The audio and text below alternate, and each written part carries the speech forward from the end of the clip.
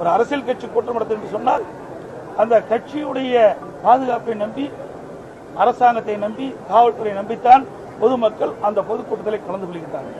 அரசாங்கமும் காவல்துறையும் பொதுக்கூட்டத்தில் நடைபெறுவதற்கு பாதுகாப்பு வழங்க வேண்டும். அதேபோல அரசியல் கட்சி தலைவர்களும் அங்கே குழுவிட கூட்டத்திற்கு ஏற்றவாறு தாங்கள் நடந்து கொள்ள வேண்டும். ஆகவே காலையிலே இன்றைக்கு ஒரு நேரத்தை குறிப்பிடுகிறார்கள். அந்த நேரத்திலே வந்து பொதுக்கூட்டம் நடத்துவதில்லை. பல மணி நேரம் கழித்து வந்து பொதுக்கூட்டம் நடக்கும் பொழுது அதில் சில பிரச்சனைகள் ஏற்படுகின்றன. இதையெல்லாம் தவிர்த்துக் கொள்ள வேண்டும்.